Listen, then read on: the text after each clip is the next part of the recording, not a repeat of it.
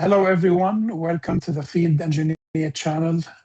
My name is Guy, and on this channel, we discuss topics that are of interest to field engineers and field managers. Today, we have a round table of managers. I have with me Bruce Breeden and Paul Camidge. Welcome to you both. I'm happy to have this discussion today, and we have two nice topics to go over, so we can get started. The first topic we want to talk about today is a reality that field managers are facing nowadays. And we don't know if that reality is due to the nature of the markets nowadays or just if it is imposed by the employer, where managers are expected now to have hands-on, to work more like a supervisor than a manager and manage the business and manage the team. So I've seen this firsthand, and I'll give examples as we get into the discussion. But first, I would like to see in your experience what you have seen. Maybe we can start with you, Bruce. Sure. I think there's a lot of things the three of us will probably touch on. But to start it off with, one obvious thing is flattening of organizations, trying to reduce expand the span of control for organizations and to have more people take care of customers. Could be in the interest of customer response time, could be in the interest of geography, a remote location, for example. But no, I've seen it. And I don't think, though, it's a recent trend. I think it's very circumstantial. Again, organizations are restructuring to make use of all resources and to take care of the customer as well as for profitability. But I think it's very circumstantial with what that territory needs. And I've even seen it blended, whereas some remote territories have that condition and metro areas do not. So I think the experience is varied. I'm not saying that to cop out of the question. It's just extremely circumstantial. But I'd like to dwell on that a little more after hearing from, Paul and yourself, Keith. Sure. How is it in your case, Paul? What have you seen? I have seen a worrying increase in this idea, and I would love to believe everything Bruce has said is this is about servicing customers and about companies recognizing the changing way that we engage with customers. Unfortunately, I think it's got far more to do with money. Companies are looking to reduce their costs, and if they can get a supervisor to do the job of a manager, then that looks like a brilliant way of reducing your overhead costs. It's very short-sighted. I think it's typically done by managers who have limited or no experience of field-based management and the challenges that creates. Managing 10 people in an office is far more straightforward than managing 5 people in the field, particularly if you've got people in diverse countries. You don't have your same team in the same country. It's not as if you can just drive 2 hours and see them. I struggle, as I explained to one recruiter when they were talking to me about it, to understand how you could be putting a budget together for a multi-million-pound service organisation. Oh, and by the way, I'm going to do 2 PMs on a piece of equipment. I struggle to understand how companies think that those two roles are the same. We've got the management of things and the management of people. They're not the same. We know they're not the same. Half of the planet's books are written about this very subject of how we manage and motivate and engage with people. And yet here we have very backward thinking companies, in my opinion, try to do things on the cheap. Let's be honest. And it's really quite disappointing to see. I totally agree. And I've seen this happen even at the level of directors, not only managers, unfortunately. They are pulled down by sales representatives because they think that if they can get to the director, then his word counts more than a field engineer or a field manager. And it is unfortunate, as you said, Paul, and I think it's a question of money, unfortunately.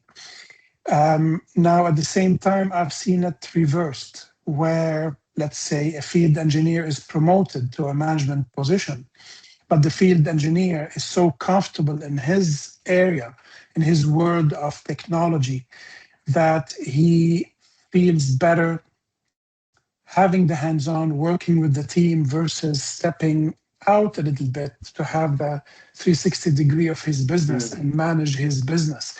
That sometimes works to the benefit of the company, but sometimes it does not. And I've seen it where the manager, the new manager who was promoted from field engineering, made himself as a technical support. And he was the one to contact the customer, do troubleshooting before dispatching a field engineer, versus delegating that to the right people and stepping back to manage the business. Now, mind you, we know that the field manager needs to stay close to the field and shadow his team, support them in the field, have some first-hand information by meeting customers, working with field engineers to understand the reality of his customers and be able to better support the business and support the engineers. But it doesn't mean that he needs to step into the world of the field engineers and do work on their behalf. I think you agree. Yeah, sometimes, the field engineer can be their worst enemy as well, because let's say you've been promoted to manager and have been that territory field engineer or one of many, and you have a hard time transitioning. So I've seen it that way too, where you can't really give up that job and management wants just the opposite. Would you please leave being a field technician or engineer and be the manager? And that's a hard transition. So you see it that way. Another thing we haven't touched on is smaller companies. Obviously, people do multiple jobs, and it's the biggest segment of the service market, really. And so you see it that way. And again, I keep touching on remote areas. So I think there's a necessary reality that would support doing that. And I know in one organization I was with recently, again, our remote territories, we had the technicians and engineers doing a lot of sales responsibilities. I know we're going to touch on that a little later.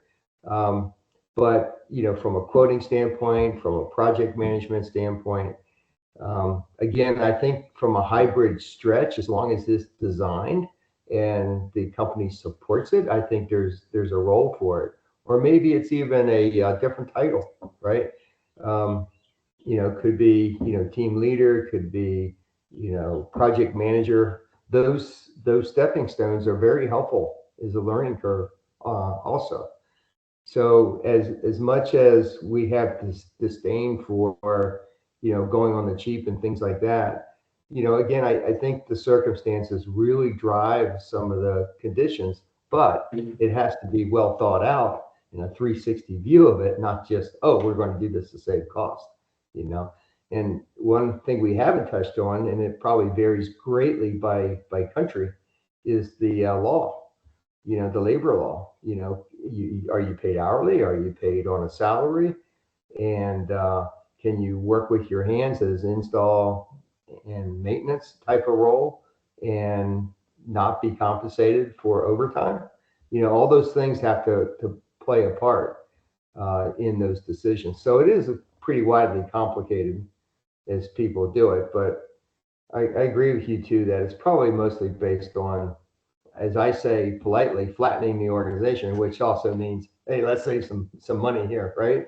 And but hey, maybe the productivity isn't there to justify it. So I think all those things have to be factored in. Yeah, you raised a couple of great points there, Bruce, don't you? I mean, size of organization is hugely impactful. If you're a one-man band, then you are salesperson, tax accountant, doer, bottle washer, and absolutely everything. And we're probably thinking perhaps of much, much larger organizations, but it's a great point that horses for courses.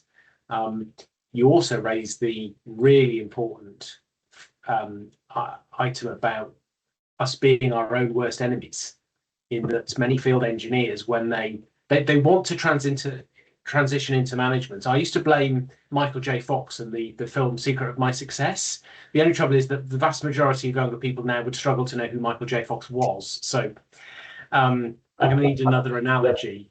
That's probably directed on my age rather than anything else. But obviously there was this idea that, you know, you go through college, you get a qualification, you work hard, and you end up with the, you know, the huge house, the lovely Porsche or whatever it was, the beautiful wife, all of those kind of things that happen to you just as a result of being a manager. And of course, the reality is very different.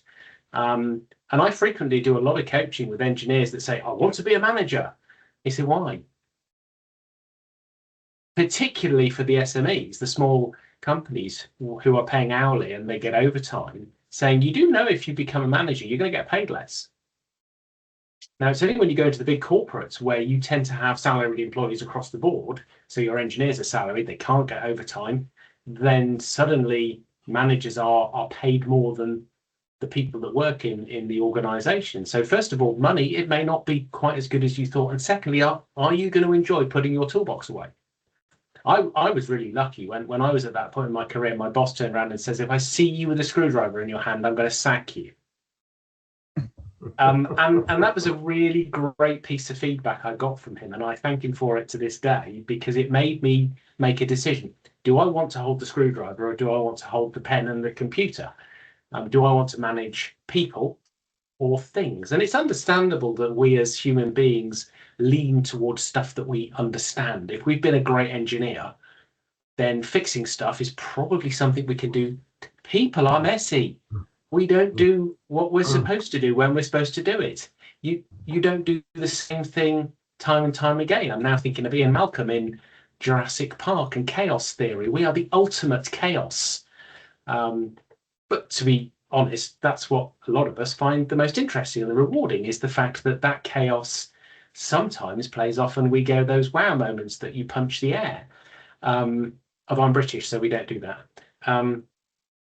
So I think it is, but that's the job of us slightly older field service managers and directors, etc., to say to people, are you really sure? And we've got lots of articles on the Field Engineers site, both podcasts and articles, going through that very subject about, are you sure you really want to be a manager, and explaining the pros and the cons of doing it. So I think it's a great point, Bruce, that it's a two-way street. Companies are trying to reduce money, and we know why, global challenges of economy and what have you.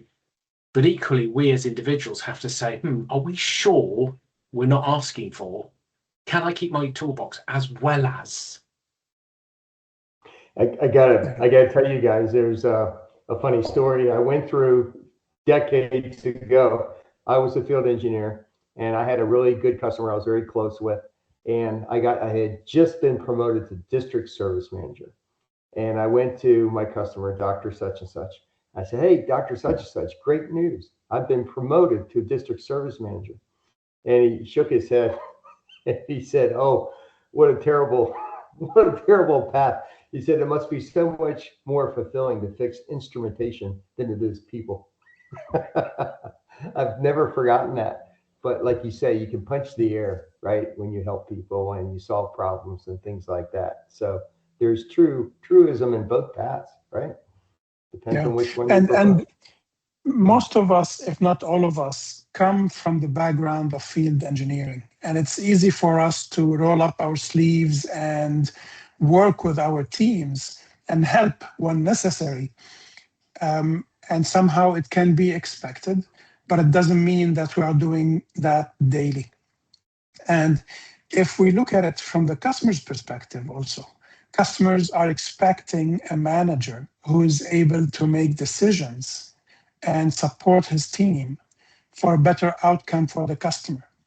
And not on the equipment level only, on the whole solution that the company brings to the customer, and how the manager can pull the right resources versus being himself or herself the resource fixing or escalating to the right resources. And from the field engineer perspective, they look up to the manager for support, to bring solutions, to make decisions. So as we said earlier, it's expected from the manager, it's necessary for the manager to stay close to the field, close to his team and close to the customers to understand the reality and be able to support and act in a timely fashion. Yeah. But it doesn't mean that he is pulled into repairs and doing maintenance on equipment. So it's really from different perspectives that it can work better if the manager is taking full responsibility of what is expected of the manager. And also, I've seen it where managers are not comfortable having a supervisor.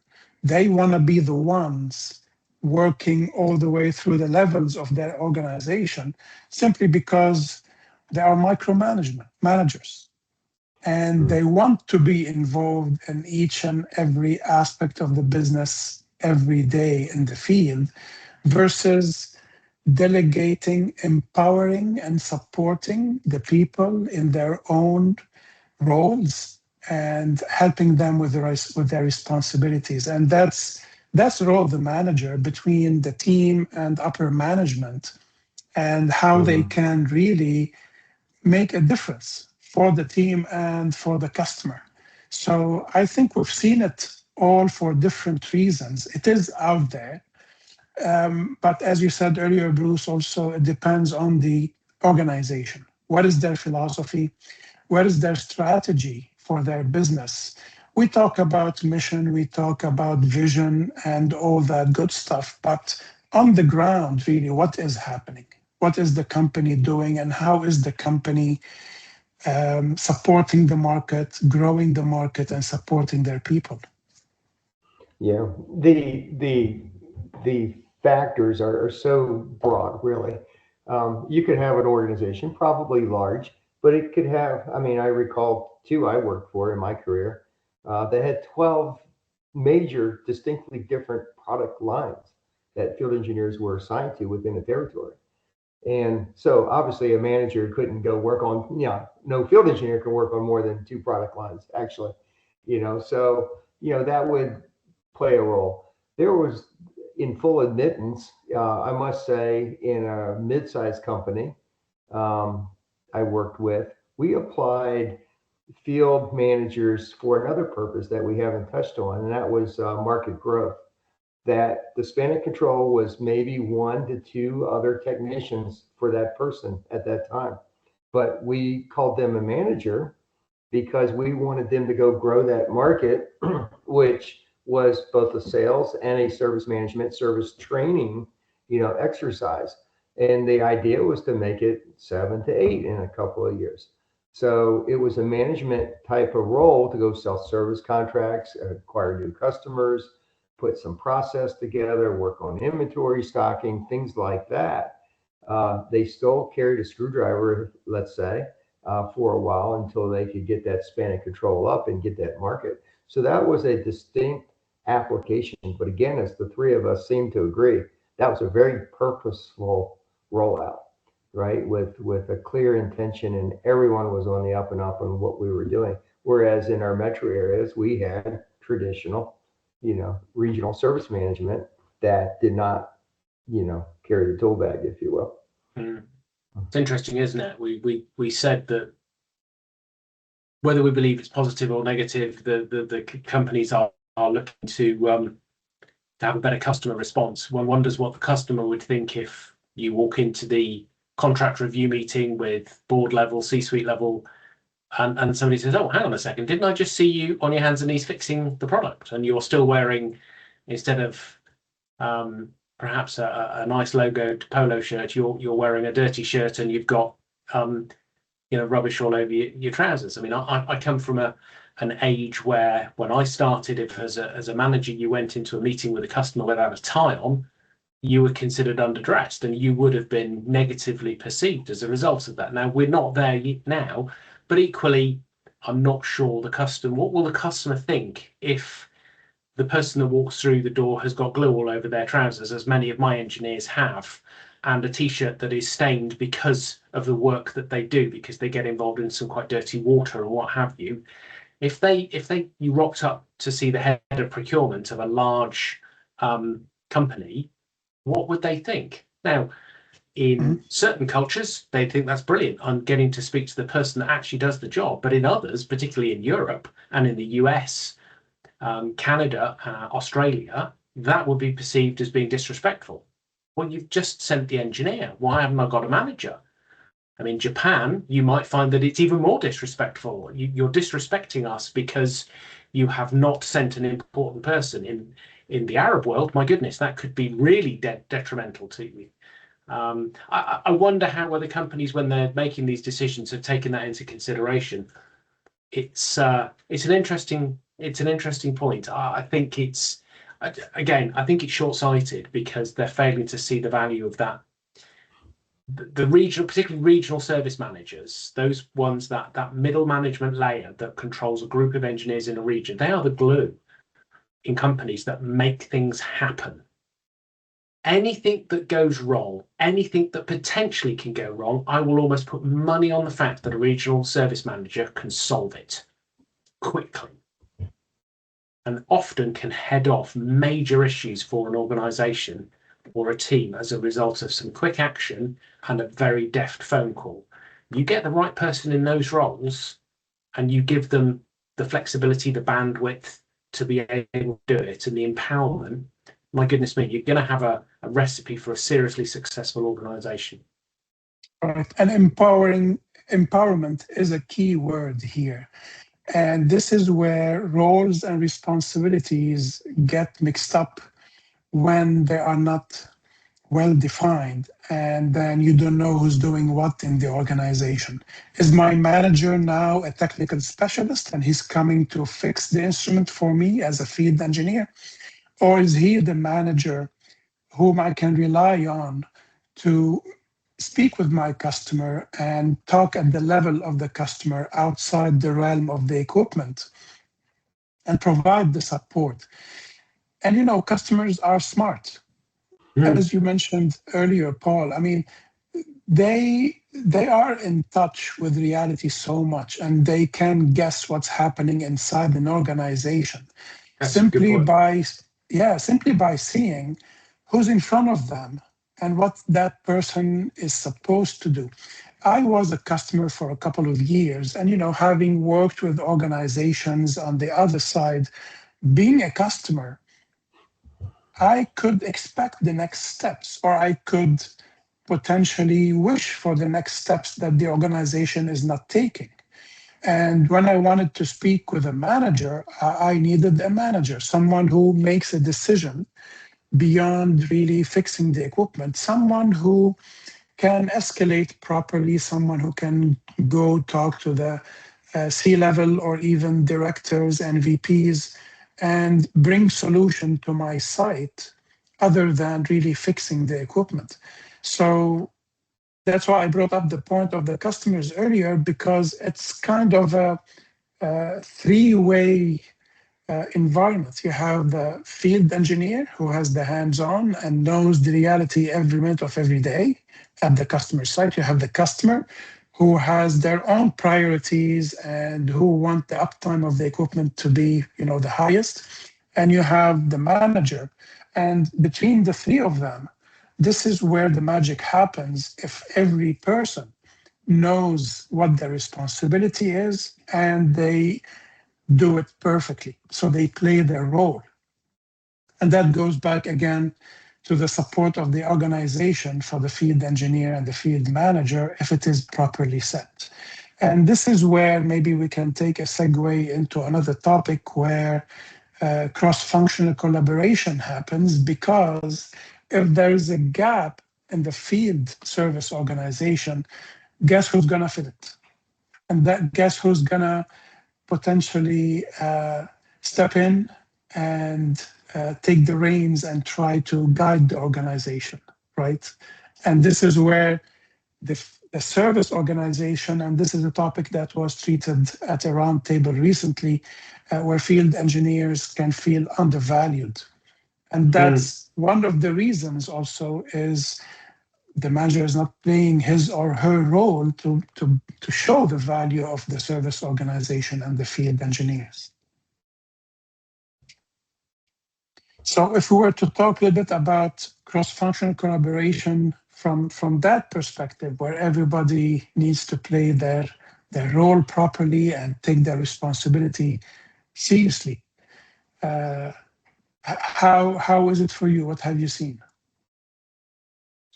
It's a challenge, isn't it? I mean,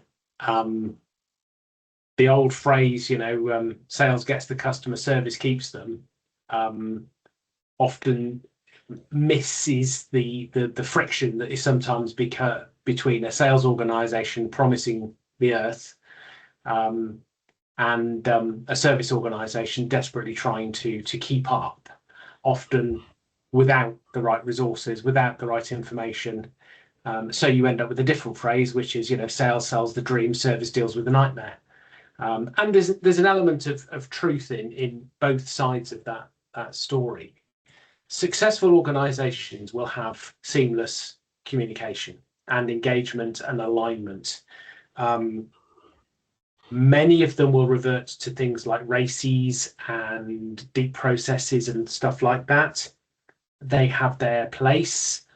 However, I am a massive believer in a company culture. If you've got a company culture, that means that you talk to each other, that you engage with each other, that you see each other with respect, with value, then you will have a successful organization. I know, and I'm going to make the same mistake we did in a previous podcast where we attributed a quote to somebody that's later found out that actually they never said it. Now, it's said that Peter Drucker said that culture eats strategy for breakfast. I believe he didn't actually ever say it. I believe he quoted somebody else, and I believe it was a lady that's been forgotten to time. But anyway, I strongly believe that that's true. If you've got a great culture where people talk to each other, you can almost have a rubbish strategy, but you can have the best strategy in the world about what you're going to do and how you're going to talk and how you're going to work, and your race is all completed and looks pretty. But if the culture's not there, it will still fail, and you'll be wondering why. So it's really simple. I always say it's this. Coffee is the best business lubricant. If teams talk to each other over a coffee and talk about, we're doing this, we're thinking of doing that. Oh, right, okay. You'll go away and you'll think, if you do that, this means this for me, and that means this, and so you will have that. And that can also be massively useful for field service teams because it builds excitement. It can build that kind of, wow, we're going places, we've got stuff going on. Wow, this is brilliant. Rather than perhaps hearing the negative, which is, oh yeah, we've won a contract, but I'm getting paid for it. You're going to have to do an awful lot of work. So it's a positive, can be a positive on all sides. Just requires people to talk to each other. Yeah. And we said earlier, sorry, go ahead, Bruce. No, well, yeah, thanks, Guy. I'm recognizing the audience we have is multidimensional, right? And I think about working in field service now myself for 48 years. And it so much matters if you're talking about a 500 to 1,000 global service organization, to touch on what Paul's talking about from a culture standpoint, to a direct field service organization versus a authorized service provider network, to being a manufacturer versus a distributor. What country in the world do you happen to be in? I mean, all this matters, right? I couldn't agree more with Paul from a culture standpoint, because regardless, I mean, all the things I just said probably impact logistics more than culture, right? But when you figure out your culture, even touching on what we were just talking about, culture could be an expectation of lowering decision making. I call it flattening of an organization, but it's also lowering decision making to the point, and even authorizing, empowering, as Guy, you said, the field engineer to make more decisions that would take care of the customer. But that's a form of culture, in my opinion, and in my experience, because if it's about customer centricity, why not have a culture of, people are authorized to make certain decisions. You can always repair them later or learn from those mistakes if those mistakes were made. In my experience, seldom did we make the right mistake if we took care of the customer, right? And then collaboration, it's do what it takes. I've often called on a salesperson to go in and do a particular task because they were the closest person that could do it, just like vice versa. A service person did what a salesperson could do, or some element of that, to help out. Let's face it, what's lead gen? That's cross-functional collaboration. Normally there's a 3-to-1 ratio of service representatives to sales representatives of most companies. So we're the eyes and ears of the organization. That's a simple form of that. It may be continuing where they have the authority to sell service agreements or quote service repairs. But I would think the bottom line in my experience is account management, that you could have a collaborative team of inside support people to the service team, to the sales team, whatever the titles may be, application specialists, trainers, salespeople, service people, different kind of levels of service people, trainers. But if we circle around the account and we have a predetermined strategy, how we're going to take care of that account, and we know whose role is what within the account, call it large account management process, as one company penned it years ago. But then everyone's on the same page with the plan, hopefully endorsed by corporate, right? But that's a whole nother discussion. But I think culture is driven around, should be driven around customer centricity and empowering people that are in front of the customer to make those quick decisions. Yeah, and we talk about company culture, and that is driven by the person at the top of the organization. If in their monthly, meeting with the top management, they only talk about sales, they don't talk about the customer needs as a whole. If they don't really talk about the role of each department, each organization within the company, then the discussion is incomplete. And the idea of silos, we're not strange to it. We've seen it. And silos create the worst enemy for cross-functional collaboration. Communication is key, respect for the other departments, involving the others, not holding back information, but rather sharing information. Because when companies hire talent, is for what they do best. If I hire a field manager, it's because he is a talented field manager. If I hire a sales manager, it's because he's a sales manager. I cannot mix the roles, and I have to be clear about the responsibilities so they can collaborate. So my point is really about top management and what culture they are instilling in the company across the different departments, and that trickles down. Because we said earlier, if there's weak management of service, guess who's going to step in? Sales are going to step in. And I've seen it where sales want to get hold of the service organization and have it report into sales. We can tell how disastrous that will be, because that will tip the scale in one direction versus having the right focuses in the right place. And I'll take the analogy of a recent event, which is the World Cup. There is a head coach for a reason, and there's a goalkeeper for a reason. Imagine if the goalkeeper leaves the goal and attacks, what's going to happen? Or the defense moves all the way to attacking, what's going to happen? So it's all about roles and responsibilities and culture in the organization. And I've seen all its colors, the whole spectrum, and what really succeeds and what fails. But when you have also another aspect, a lack of talent, this makes a gap, opens the way for other people to fill it. and create that mix of roles and responsibilities. I don't know if I mixed the ideas a little bit here and maybe spoke out of the line of thought that we had before, but it's all tied together. I mean, whether it is field service feeling undervalued, or the field manager not playing his or her role properly, or cross-functional collaboration properly in organization, it's all tied together. And again, customers are not fools. They see it. And this is how customers also choose a provider versus another.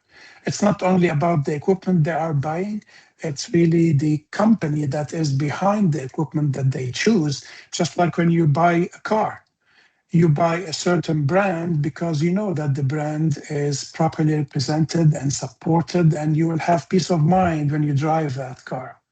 And you take it to service and they serve you properly. You speak to sales and you get the answers you're looking for. They are not mixed up. And I'm taking a real life example here that everybody really lives, just to make things maybe simpler. Yeah, there's a lot of definitely the empowerment piece is hugely important. I guess the vast majority of companies, if you think about private companies rather than publicly owned companies, so anything to do that's done by the government, for instance, then they are set up to sell something, whether it's a service, a product, somebody else's product, or a distributor, whatever. But it's a commercial enterprise, and so it isn't surprising that the leaders of those organisations, the people that perhaps started at the very beginning, are inherently salespeople. And so the vast majority of organisations are led by a salesperson. And that's probably never going to change because they are commercial entities. First and foremost, they sell their products. The only change possibly is where the product is the service. And we see slightly different when you come to those. But even then, if you were to do the analysis, it's quite frightening how many of even those organizations are led by somebody who would call themselves a salesperson. How come? How come an organization which whole meaning is whole reason for existence is service is led by somebody that's not a service engineer by trade, even if dim and distant past? I think it's just culture of and I don't mean culture of organizations, but culture of our countries, etc., where that has become.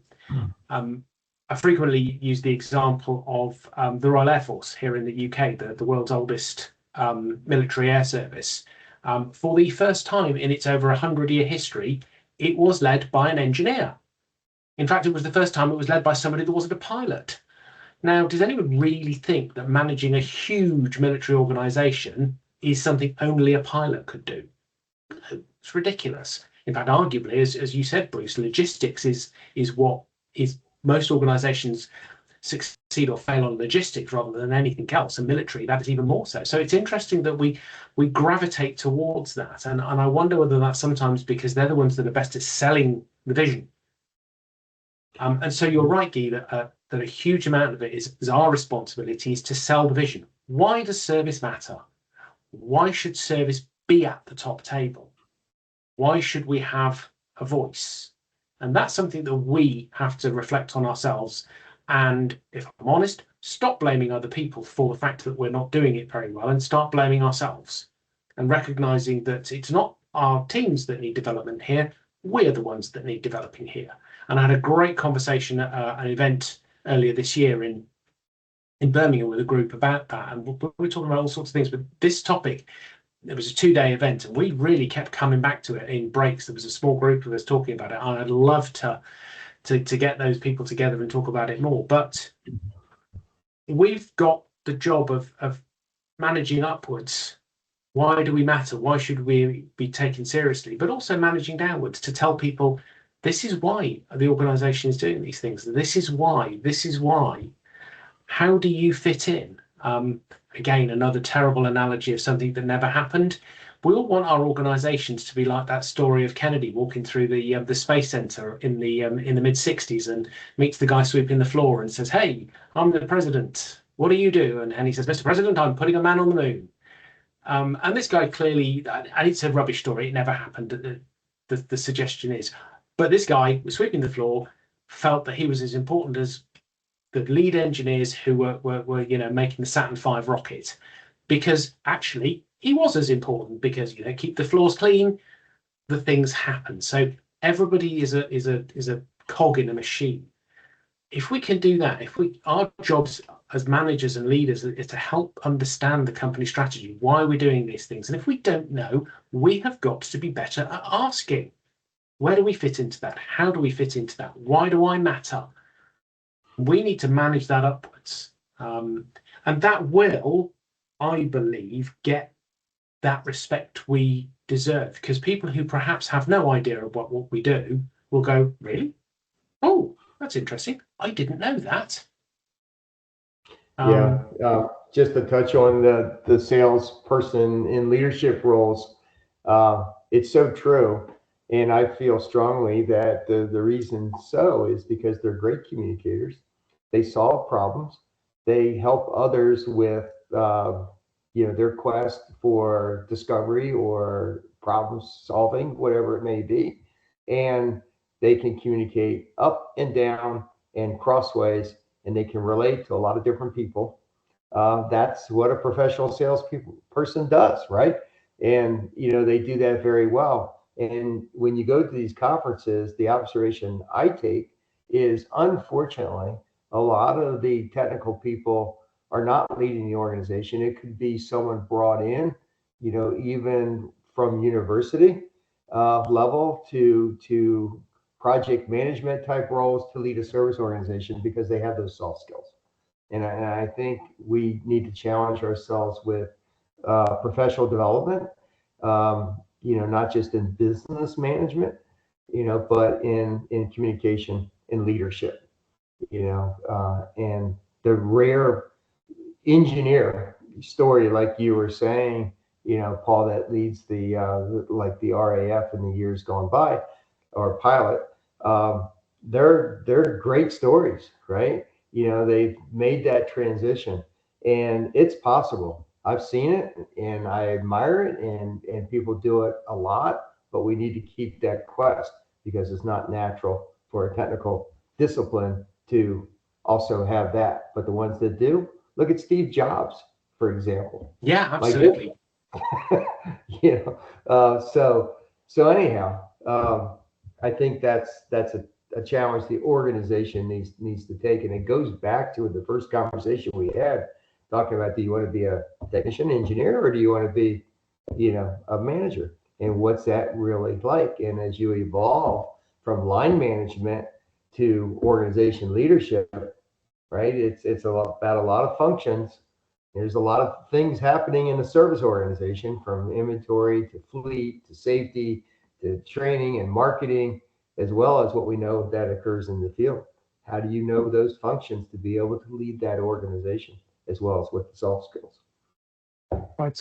It's all about the right person in the right place. And when you pick the right talent and you put that person in the right place, this is where magic happens. Yeah. Yeah, indeed. And communication is key. We keep repeating that and saying it. It's key, upwards, downwards, across the board. It's important. And I want to go back to another topic that was discussed at another roundtable: keeping the field engineers informed, gauging their opinion, because they are the ones living the reality every minute of every day, is important. And that gives them visibility, it gives them the importance, and that dynamic, if it exists through the whole company, that will be an unstoppable company for sure. You're not wrong. Yeah, gentlemen, thank you very much. It was a great discussion, great points that are brought forward. It's unfortunate that some other managers could not make it today. Hopefully they will be able to do so in another upcoming roundtable. Paul, Bruce, I wish you a happy Friday and a great weekend coming. The same to you, Guy. Goodbye, Paul. Bye. Bye. Bye-bye.